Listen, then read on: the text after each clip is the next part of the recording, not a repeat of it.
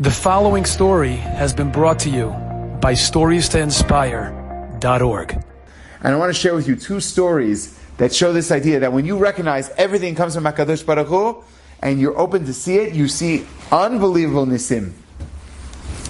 First story took place in 23 Rashbam in Bnei Brak. Maran Agon Reb Chaim Kanievsky Shlita. The story goes is that when he would go to Letterman Shul, literally right next door to his house, so during that 15-minute interval, the Rabbanit, Rabbi Kanievsky, remember should be a blessing, so the story goes that every time he would go out, Reb Chaim would go out of his study, she would come in, and those 15 minutes, she would quickly sweep, mop, put the Sfarim in order, everything looked nice and tidy and everything like that. So when you come back to that nice, beautiful, clean office during those 15 minutes. So that way, that was her time for her to clean the room so her husband could learn with more Yeshuva Adat. So the story goes like this. So that way you'll understand and appreciate the story. So Reb Chaim, he had a letter, and on the letter was the following question. This person said, I'm going to use this, the white letter. The white letter, it said, I have horrible nisyonot of panasa. Everything that I'm doing all the steps necessary to have a proper panasa. It's not working. I tried this thing and that thing. I tried to give tzedakah. I tried to do this and that. Nothing is working. Maran, can you please give me an advice? So Reb Chaim was about to write the answer of what he felt would be proper. And he always says parenthetically, he says to people, he says, I myself don't know. Something comes to me and I just, b'siyata d'shmaya, I write them. And he said over the story how, to prove the point that everything comes from HaKadosh Baruch Hu. He was about to write the answer on the white one about Parnasah, when suddenly he got a blue letter that somebody gave to him as he was about to write the answer. It says, this is dachuf me'od, this is very pressing. Can you please look at this? He looks at it and it says, a heartbreaking story. That there's a man who's married, he has children, and his marriage is in the dumps. Everything wrong possibly could go wrong. It seemed like she had real issues bordering on mental insanity. She physically hurt him, and it was a very, very difficult situation. His children were getting affected. People in the neighborhood were getting affected. He didn't know what to do. Mama, she said, I spoke to Rabbanim, I spoke to Tikunim, I tried to do all these different things, and nothing's working. So Reb Chaim was about to write his answer for this, Dachuf Ma'od, the blue one, about the Shalom Bayit.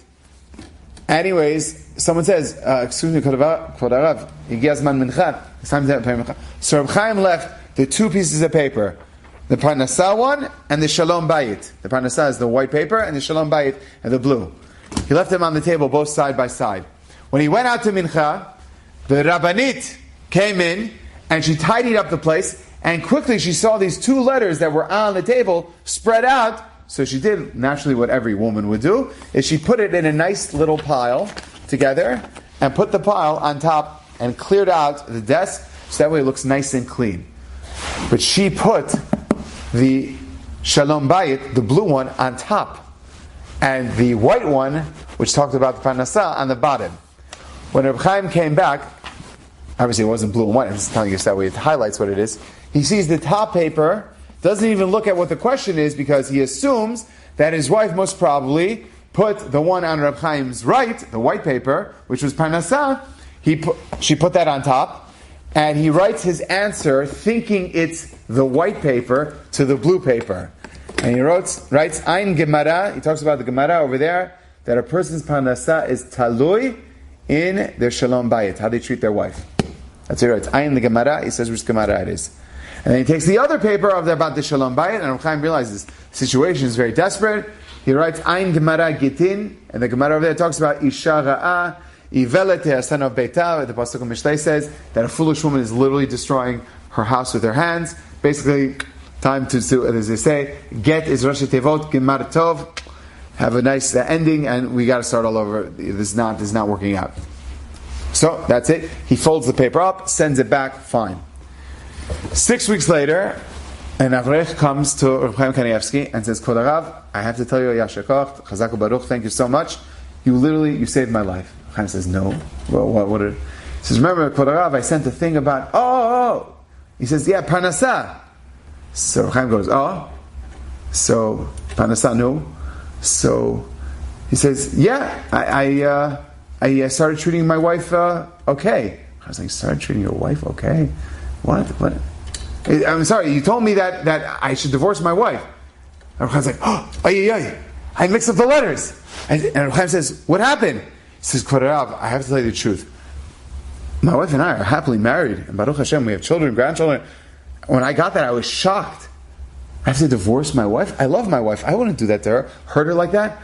And suddenly it hit me like a ton of bricks.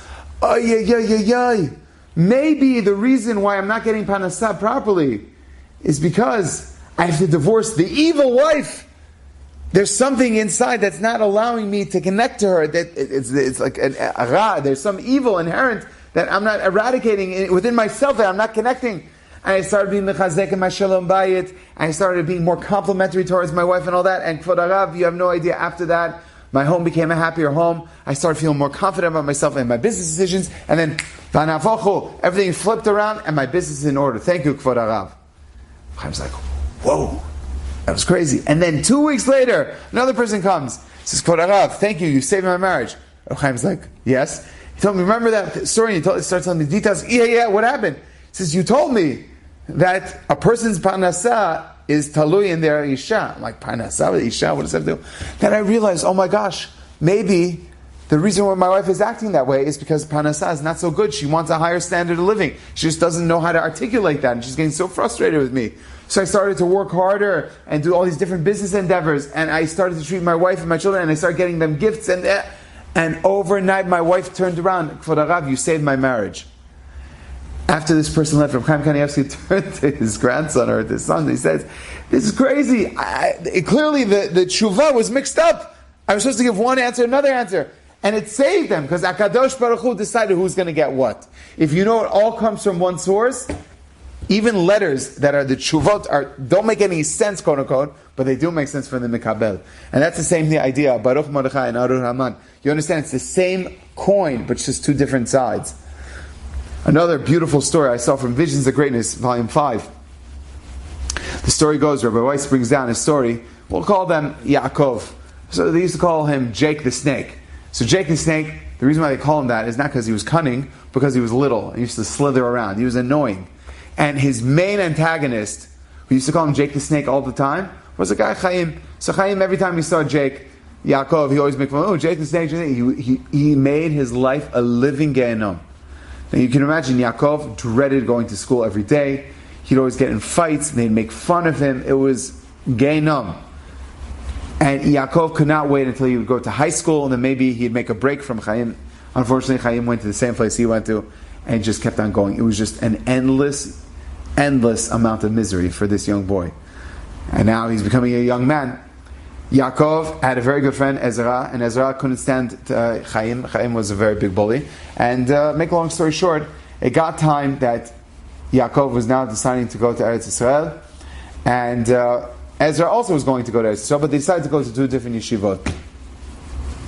Yaakov heard a discussion from one of those yeshivot about, when it comes to Shani Kippur, a person has to know, Bein Adam L'Makom, HaKadosh Baruch Hu forgives. But Bein Adam L'Chavero, he will not forgive, unless you ask Mechila.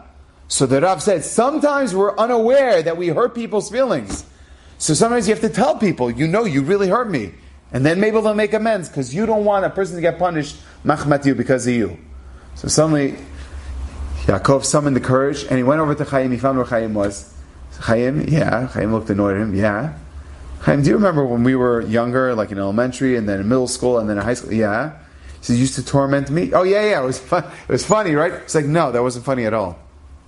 Every day, I would come home crying. Every day, I was thinking how miserable of an existence I had. I couldn't wait to go home, where I would cry in the pillow of my bed, and I was thinking to myself, what did I do to deserve this? You made my life a living Gehenom, Chaim. Do you realize what that is? Chaim goes, come on, it was just a joke. Joke! At my expense? How dare you? You know how hurt I am? To this day, I'm still hurt from that. Oh, come on, grow up. Chaim completely rebuffed Yaakov, which made it even sting even more. He thought that after time, maybe he would understand, like, no, he's hurting him again. That was too much for Yaakov. He just walked away, and he was angry and hurt, all rolled and humiliated, all rolled into one. He just didn't know what to do with himself. Anyways, like we said, it was during Shani Kippur, and what happened was, unbeknownst to this boy Yaakov, he did not know that Chaim and Ezra were actually in the same yeshiva. They're both in different yeshivot, Yaakov and his best friend Ezra. But he didn't know, Yaakov did not know that Ezra and Chaim, his antagonist, was also in the same yeshiva as Ezra. Now, what happened was, when this Rosh Yeshiva said that we have to let people know, so he says, you know what, Chaim, Magia lo, whatever onesh he's going to get kaparat avonot, hopefully he'll do tshuva, but until he asks me mechila, I'm not mochalim. And he humiliated me again, I don't know what to do. But you know what, my friend Ezra, I'll at least write him a letter. So, as they say in Yiddish, for shtick, as a cool thing, he decided he was going to address the letter as Bachor Chashuv mi Yeshivat, from his alma mater, whatever the yeshiva was that they went to in high school. Now again, Yaakov did not know that Ezra and Chaim, both of them, who were also Bogrei Yeshivot, they were alumni of whatever the yeshiva was, they were both in the same yeshiva, and it sounds like those were the only two. So unbeknownst to Yaakov, when he wrote the letter and he addressed it, he wrote it to the letter of the yeshiva, and he wrote, Lebachur Chashuv mi Yeshivat, whatever, the alumni, where they grew up in high school. The yeshiva gets in the office, they're like, who could that be? It could be one or two people, it's either Ezra or Chaim. It happened to be right then, Chaim was walking right by the office. Ashkacha pratit. So the secretary goes, oh, you learned in yeshiva, whatever. He says, yeah, I did. He says, here, this is from someone. He opens it, and he sees, on the return, it's from Yaakov, Jake the Steak, the annoying one that just a few days ago came over to him and told him this whole sob story, how he was so immature, and he didn't take a joke, what's wrong with him? He opens up the letter, and he almost starts crying. The letter goes, to my dear friend, I've always thought about the times that we were together, and how we may have had misunderstandings in the past, and I may not have been so articulate about what I view our friendship, and it may have come out in the wrong words. I just want you to know that despite whatever happened in the past, I forgive you with my whole heart. And I hope the future will become much brighter between the two of us. I hope you can forgive me as well if I caused you any pain. K'tiva v'chetima tova, your dear friend Yaakov. Chaim was literally trembling when he read this. He forgives me? He forgives me. Oh my gosh. What did I do? And Chaim starts crying. Oh, what did I do? What did I do? He told me he was hurt, and still he had the courage to say he forgives me? That's amazing. Of course I forgive him. And that started a beautiful friendship after that. All because of a mistaken letter. But it was not mistaken. HaKadosh Baruch Hu wanted them to come together as one. And he made two mistaken letters get switched. Or he had, in this case, one mistaken letter go to the right address, but with a different name. And that's the same thing too. We have to recognize, Aru Haman Baruch Mordechai, it's the same coin. It's getting us to where we need to be and how we could be able to get to where we need to go. Enjoyed this story? Come again. Bring a friend. StoriesToInspire.org